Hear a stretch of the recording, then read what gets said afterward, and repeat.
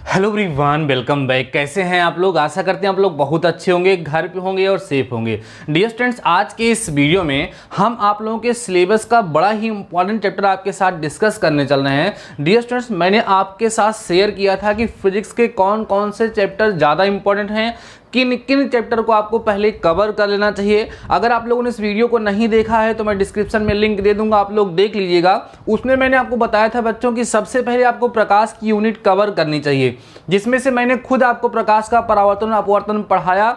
ठीक है, उसमें कई सारे कंसेप्ट आपके साथ डिस्कस किए, लेकिन उसमें मैंने आपको ये भी बताया था कि बच्चों प्रीवियस कुछ सालों से, 1-2 सालों से, उसमें हमारा एक जो चैप्टर है human I and colourful world, जिसको बोलते हैं कि मानव नेत्र एवं रंग बिरंगा संसार, उससे कई सारे क्वेश्चंस पूछे जा रहे हैं प्रीवियस कुछ सालों से।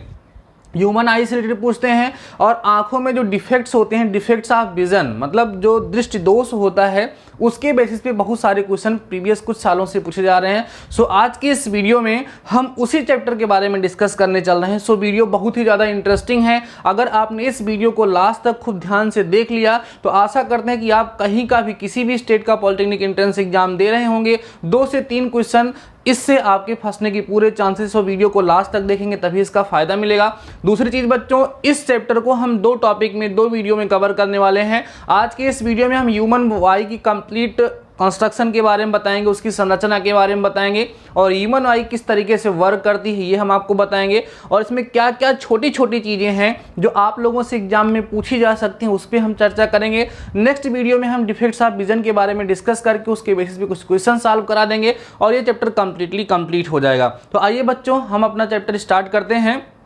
चैप्टर का नाम है मानव नेत्र, ह्यूमन आई। तो सबसे पहले डियर स्टूडेंट्स, हमें ये पता होना चाहिए कि मानव नेत्र क्या है, ह्यूमन आई क्या है। सबको पता है कि हमारे पास ऊपर वाले की कृपा से 2 आंखें हैं, जिनकी सहायता से हम इस रंग बिरंगे संसार का आनंद ले पाते हैं, है ना? ऐसा ही तो कुछ है। तो अगर ह्यूमन आई को एक लाइन में हम डिफाइन करना चाहें तो बोल सकते हैं कि जो ह्यूमन आई है, जो मानव नेत्र है, वो ईश्वर द्वारा प्रदत्त एक बहुमूल्य योगदान है, जिसकी सहायता से हम वस्तुओं को देख पाते हैं। अगर हमारी ये आंखें ना होती तो ये संसार हमारे लिए रंग बिरंगा ना होता, पूरी की पूरी दुनिया हमारे लिए ब्लैक एंड वाइट की तरह भी नहीं होती, केवल ब्लैक एंड ब्लैक हो जाती।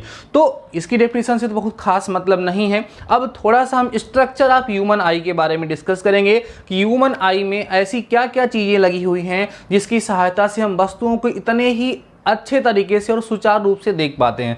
देखो डियर स्टूडेंट्स, इसके पहले जब हमने आपके साथ प्रकाश का परावर्तन डिस्कस किया, प्रकाश का अपवर्तन डिस्कस किया, तो आप लोगों ने देखा, और अगर आप लोगों ने वीडियोस को नहीं देखा है तो आप लोग क्लास 10th में पढ़ भी चुके होंगे।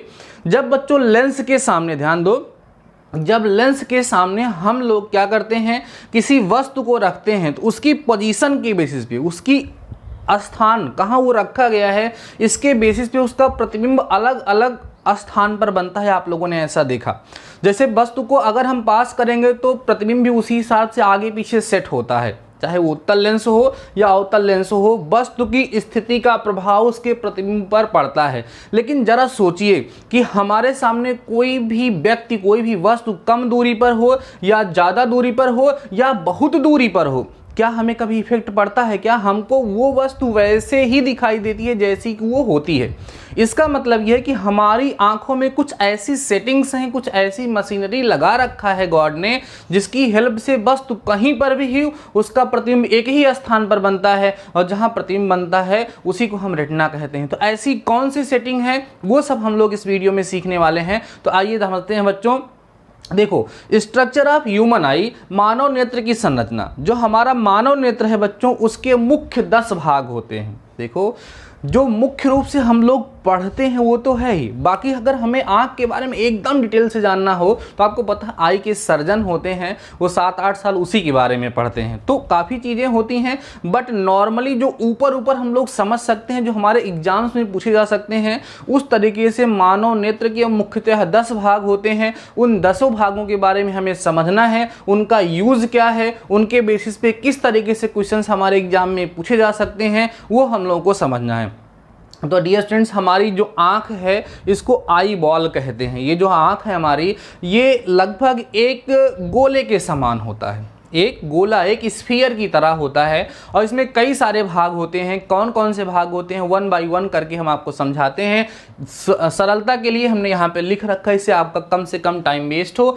तो डियर स्टूडेंट्स, यहाँ पर हमारा जो पहला भाग है ह्यूमन आई का, वो है दृढ़ पटल, जिसको बोलते हैं स्क्लेरोटिक। हमारे कई सारे स्टूडेंट्स डिमांड कर रहे थे कि सर इंग्लिश में भी बताइए, तो मैंने इंग्लिश में यहाँ पर लिख दिया है बच्चों, आप लोगों को आसानी होगी। दृढ़ पटल स्क्लेरोटिक किसको बोला जाता है, ये क्या होता है। देखो बच्चों, हमारी ये जो आंख है, मैंने बोला एक गोले की समान है, एक परफेक्ट स्फीयर तो नहीं है, लेकिन लगभग एक स्फीयर की तरह होती है, लगभग एक गोले के समान होती है। कुछ इस तरीके से बच्चों ये हमारी आंख होती है और यहाँ सामने का भाग हल्का सा इस तरीके से उभरा हुआ होता है। ये लगभग इस तरीके की हमारी आंख होती है, ठीक है। ये हमारी ह्यूमन आई है।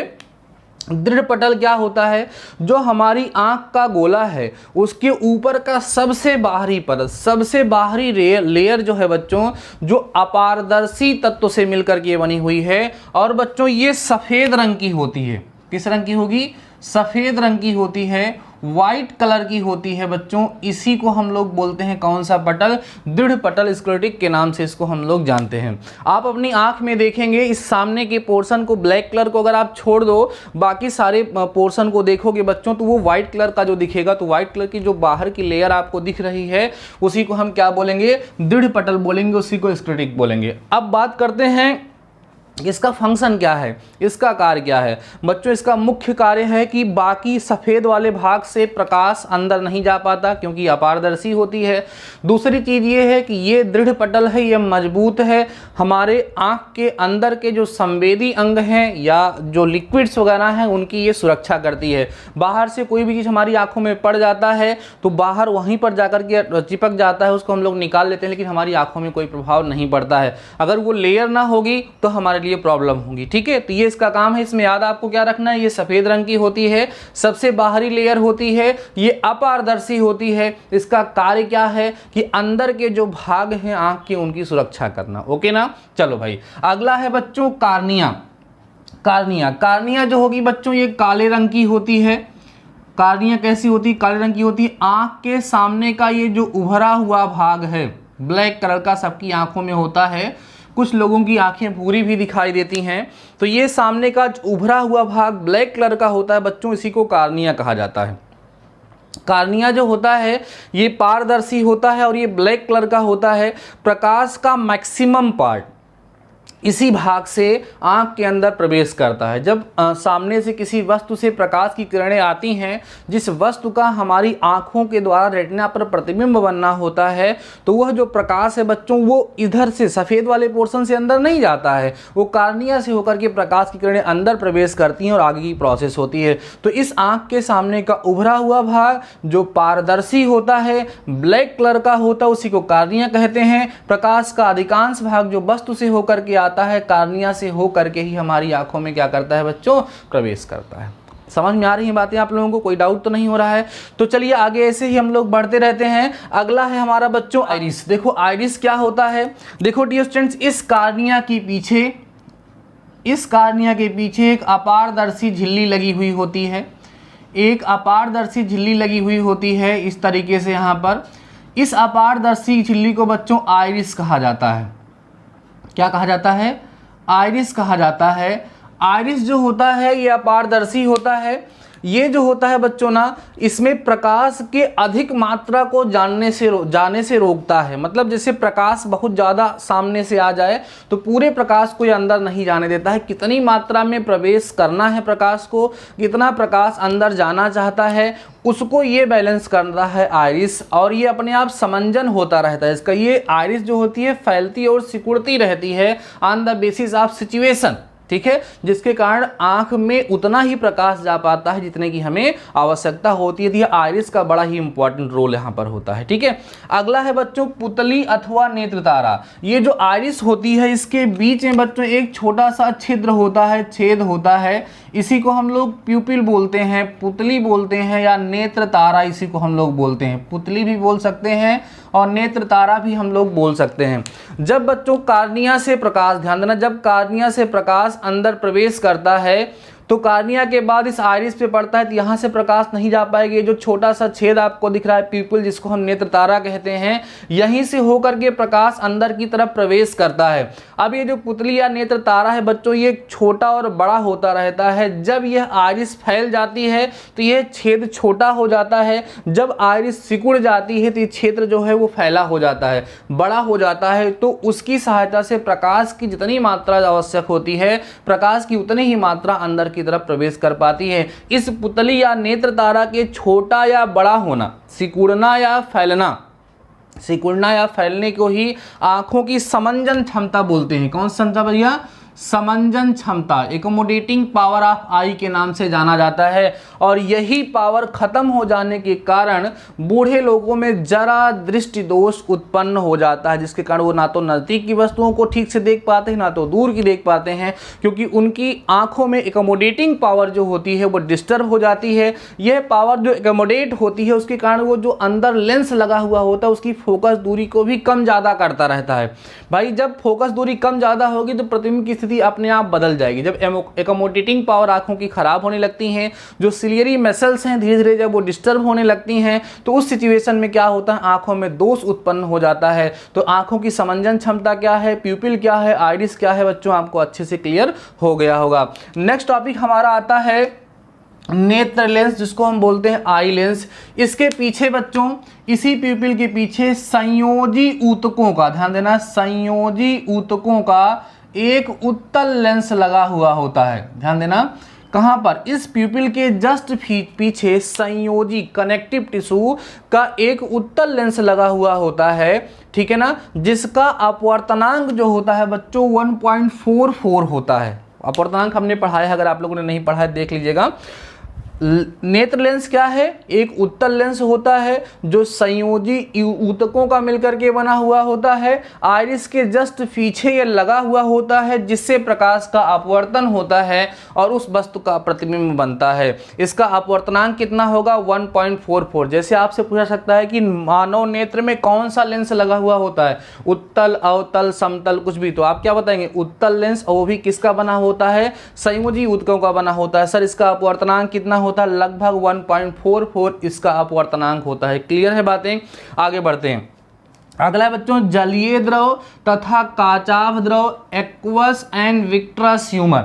एक्वस ह्यूमर क्या होता है और विट्रस ह्यूमर क्या होता है? बच्चों देखो ध्यान से, इस लेंस के और इस कार्निया के बीच में, लेंस और कार्निया के बीच में एक लिक्विड, एक फ्लूइड भरा हुआ होता है, जो प्रकाश के अपवर्तन में मदद करता है, जो पारदर्शी होता है, उसी को बच्चों क्या बोला जाता है? जलीय द्रव बोला जाता है। इसका अपवर्तनांक लगभग 1.336 होता है। इसका अपवर्तनांक कितना होगा? 1.33, किसका? जलीय द्रव का। और इस लेंस के पीछे इधर जितना भी द्रव भरा हुआ होता है, जो भी फ्लूइड भरा हुआ होता है, उसको काचाभ द्रव या विट्रस ह्यूमर बोला जाता है। इसका अपवर्तनांक उच्च होता है, परफेक्ट वैल्यू उसकी नहीं पता है। इसका जो अपवर्तनांक होगा वो उच्च अपवर्तनांक का, वहां पर एक जो लिक्विड भरा हुआ होता है उसको हम क्या बोलते हैं? काचाभ द्रव बोलते हैं। तो जलीय द्रव क्या है, काचाभ द्रव क्या है? आपसे पूछा सकता है जलीय द्रव कहाँ पाया जाता है, तो कहाँ बताओगे? कार्निया और लेंस के बीच में जो द्रव भरा हुआ होगा वो क्या होगा? जलीय द्रव होगा। लेंस और उसके पीछे, रेटिना के पीछे जो द्रव भरा हुआ होगा उसको क्या बोलेंगे हम लोग? काचाभ द्रव बोलेंगे। समझ में आ रही है बातें? चलो आगे बढ़ते हैं। रक्तक पटल, जिसको कोरॉइड कहते हैं। अभी हमने आपके साथ डिस्कस किया बच्चों, कौन सा? दृढ़ पटल, स्क्लेरोटिक हमने डिस्कस किया। हमने बताया कि जो हमारा ये जो खोखला गोला है, इस खोखले गोले की सबसे ऊपर वाली लेयर जो सफ़ेद रंग की होगी, वाइट कलर की होगी, उसको हम क्या बोलते हैं? दृढ़ पटल। बच्चों इसी के जस्ट नीचे सुरक्षा को ध्यान में रखते हुए एक और परत पाई जाती है, जिसको रक्तक पटल या कोरॉइड के नाम से जानते हैं। रक्तक रक्त लाल होता है, लेकिन यह परत बच्चों काले रंग की होती है। ध्यान रखिएगा। सर ये काले रंग की भगवान ने क्यों बनाया है? क्योंकि काले रंग की प्रकाश को अवशोषित करने की क्षमता अधिकतम होती है, इसीलिए इसको काले रंग की बनाई गई है। तो रक्तक पटल क्या होगा बच्चों? दृढ़ पटल के जस्ट नीचे जो एक लेयर पाई जाएगी, जो एक पटल पाया जाता है, उसको हम रक्तक पटल कहते हैं। और ये किस रंग की होती है? काले रंग की होती है। क्लियर हो गई बातें? चलो आगे बढ़ते हैं। इसके पीछे है बच्चों दृष्टि पटल या रेटिना। दृष्टि पटल या रेटिना, जिसको हम रेटिना कहते हैं, बड़ा इंपॉर्टेंट पोर्शन है। यहाँ पर पीछे वाले पोर्शन पर, आंख के सबसे पीछे वाले पोर्शन पर एक अपारदर्शी पर्दा पाया जाता है। इसी पर्दे को बच्चों हम लोग क्या कहते हैं, रेटिना कहते हैं। इसी रेटिना पर वस्तु का प्रतिबिंब आकर के बनता है। ध्यान रखना बच्चों, वस्तु का जो प्रतिबिंब बनता है वो वास्तविक बनता है, साथ ही साथ उल्टा बनता है और वस्तु से छोटा बनता है। ध्यान रखिएगा, रेटिना पर प्रतिबिंब कैसा बनेगा, पूछा जा सकता है कि रेटिना पर बना प्रतिबिंब वास्तविक होगा कि आभासी होगा। तो आप क्या बताएंगे कि रेटिना पर बना हुआ प्रतिबिंब वास्तविक होता है, उल्टा होता है, साथ ही साथ वस्तु से क्या होता है बच्चों, छोटा होता है। तो जहां पर वस्तु का प्रतिबिंब बनेगा उसी पर्दे को हम क्या बोलेंगे, रेटिना कहेंगे। फिर कह रहा है, उसके बाद है पीत बिंदु और अंध बिंदु। देखो बच्चों, यहाँ पर ऑप्टिक नर्व्स पाई जाती हैं, प्रकाश सिराएं पाई जाती हैं, जो यहाँ पर बने हुए प्रतिबिंब का मैसेज लेकर के जाती हैं माइंड में। यहाँ पर जो प्रतिबिंब बन जाएगा, उस प्रतिबिंब की जो इलेक्ट्रिक सिग्नल होता है उसको लेकर के जाती हैं वो कहाँ, माइंड में। और माइंड समझ लेता है कि ये फलाने हैं, ये कौन है, कैसे, उनको समझ करके उनको रिकॉग्नाइज करके उनके शेप, साइज या पोजीशन सब कुछ वो रिकॉग्नाइज कर लेता है। मतलब प्रतिबिंब यहाँ बनेगा, उसके बाद ऑप्टिक नर्व्स उस मैसेज को, उस प्रतिबिंब को लेकर के जाएंगे माइंड में। उसके बाद आगे माइंड का काम स्टार्ट होता है, वो आपको पहचानता है, पहले देखा है या नहीं देखा है, आदमी लंबा है कि छोटा है, वो सारा काम किसका हो जाता है, माइंड का हो जाता है। ठीक है, तो इसको ऑप्टिक नर्व्स बोलेंगे, प्रकाश सिराएं हम लोग बोलते हैं। ठीक है, अब सुनो बच्चों, इस पे पीत बिंदु और अंध बिंदु होता है। देखो यहाँ पर रेटिना पर जहाँ पर इसका फोकस जाकर के इसको प्रच्छेद करता है रेटिना को, इस पॉइंट पर रेटिना की सुग्राहिता, प्रकाश को एब्जॉर्ब करने की कैपेबिलिटी सबसे अधिक होती है, सबसे ज़्यादा होती है।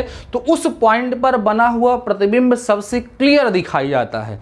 आप उससे पूछा जा सकता है कि जो है रेटिना के किस बिंदु पर बना हुआ प्रतिबिंब सबसे स्पष्ट दिखाई देगा। तो आप बताएंगे बच्चों कि रेटिना के पीत बिंदु पर येलो स्पॉट जो होगा वहां पर बना हुआ जो प्रतिबिंब होगा, वहां पर बना हुआ जो इमेज होगा वो किस कलर का सबसे अच्छा दिखाई देगा, सबसे क्लियर दिखाई देता है। ठीक है, उसके बाद वहां पर एक पॉइंट जहां पर ऑप्टिक नर्व्स प्रच्छेद करके जाती हैं रेटिना को, उस पॉइंट पर प्रकाश की सुग्राहिता, प्रकाश को एब्जॉर्ब करने की कैपेबिलिटी सबसे कम होती है। वहां पर प्रकाश एब्जॉर्ब नहीं हो पाता है, इसलिए वहां पर प्रतिबिंब जो बनता है उसकी सुग्राहिता कम होने के कारण उस पॉइंट पर बना हुआ प्रतिबिंब स्पष्ट दिखाई नहीं देता है। इसलिए उस बिंदु को बच्चों क्या बोला जाता है, अंध बिंदु बोला जाता है, ब्लाइंड स्पॉट के नाम से जाना जाता है। नॉर्मली आपको यह समझना है कि पीत बिंदु रेटिना का वह बिंदु है जहां पर बना हुआ प्रतिबिंब सबसे स्पष्ट दिखाई देता है, और अंध बिंदु वह बिंदु है जहां पर बना हुआ प्रतिबिंब स्पष्ट रूप से दिखाई नहीं देता है। तो डियर स्टूडेंट्स, इस वीडियो के माध्यम से मैंने आप लोगों को सिखाया है क्या, ह्यूमन आई के मुख्य भागों के बारे में, उनमें आपको क्या ध्यान देना है, क्या समझना है। काफ़ी हद तक आपको समझ में आ ही गया होगा। 10 भाग होते हैं, दृढ़ पटल, कार्निया, आइरिस, पुतली अथवा नेत्र तारा, नेत्र लेंस, जलीय द्रव एवं काचा द्रव, रक्तक पटल, दृष्टि पटल, पीत बिंदु, अंध बिंदु। इन 10 पॉइंट को खूब ध्यान से with the help of diagram मैंने आपको समझा दिया है और आप लोगों को समझ में भी आ गया होगा, कोई प्रॉब्लम नहीं होगी। अब हम थोड़ा सा डिस्कस करते हैं फंक्शनिंग ऑफ ह्यूमन आई। हमारी जो नेत्र है, हमारी जो आंख है, वो किस तरीके से वर्क करती है, किस तरीके से काम करती है। सिंपल सा है, हम यहाँ पर खड़े हैं, हमारी आंख के ऊपर ये जो पलके हैं बच्चों, ये फोटोग्राफिक कैमरे की शटर की भांति कार्य करते हैं।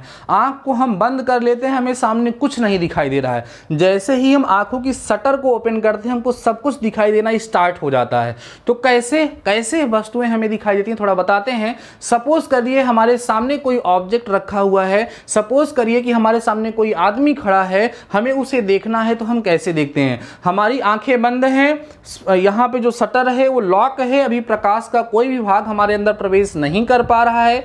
जैसे ही हम आंखों को ओपन करते हैं, क्या होता है कि वहां से प्रकाश आता है और यह फोटोग्राफिक कैमरे की जो शटर है ये ऑन होती है, तो इसके अंदर कार्निया से होकर के प्रकाश अंदर की तरह प्रवेश करता है। उसके बाद उसको जलीय द्रव मिलता है, वहां से उसका थोड़ा बहुत अपवर्तन होता है, किसका, प्रकाश का। उसके बाद आगे पहुंचता है, जितनी मात्रा अंदर जानी हुई होती है आंखों की जो एकोमोडेटिंग पावर होती है उसको बैलेंस करके उतनी ही मात्रा आंखों के अंदर भेज देती है। वहां पर जो लेंस लगा हुआ है उस लेंस से प्रकाश का अपवर्तन होता है, अंदर जाकर के काचाभ द्रव से अपवर्तन होता है। इस तरीके से अपवर्तन होने के पश्चात उसका रेटिना पर जाकर के एक वास्तविक उल्टा और वस्तु से छोटा प्रतिबिंब बन जाता है। वहां पर ऑप्टिक नर्व्स लगी हुई होती हैं, उस बने हुए प्रतिबिंब का मैसेज माइंड में सेंड कर देती हैं और माइंड हमारा दिमाग उसको समझ लेता है कि यह प्रतिबिंब कैसा है, कौन है, इसको हमने पहले देखा है या नहीं देखा। सोचो कितना स्पीड में, कितना तेजी से हमारी आंखों पर यह काम चल रहा है। हमारी आंखों में बहुत स्पीड में प्रतिबिंब बनते हैं। बात समझ में आ रही? क्योंकि जब आप कोई भी वस्तु देखो, कभी जो कोई वस्तु आपको चलती क्यों नजर आती है, क्योंकि उसके प्रतिबिंब बार बार आपके बनते हैं, मतलब बहुत जल्दी, बहुत ही स्पीड में आंख की रेटिना पर प्रतिबिंब बनने लगते हैं। तो डियर स्टूडेंट्स, आज के इस वीडियो में हमने आपको ह्यूमन आई के सारे पार्ट्स के बारे में डिस्कस कर दिया है। अगर आपको यह पार्ट इंटरेस्टिंग लगा हो और आपको पूरा कंप्लीट तरीके से समझ में आ गया हो और आपको लगता है हमारी बातों से कि हाँ ये इंपॉर्टेंट चैप्टर है और आपको कुछ नया सीखने के लिए मिलेगा, तो कमेंट्स में जाकर कमेंट करके जरूर बताइएगा कि आपको इसका नेक्स्ट पार्ट चाहिए या नहीं चाहिए, क्योंकि अगर आपका कमेंट आएगा तभी हम नेक्स्ट पार्ट इसका प्लान करने वाले। तो डियर स्टूडेंट्स, आज के इस वीडियो में बस इतना ही। शानदार रहिए, मस्त रहिए और पढ़ते जरूर रहिए। मिलते हैं नेक्स्ट वीडियो के साथ, तब तक अपना ख्याल रखिए।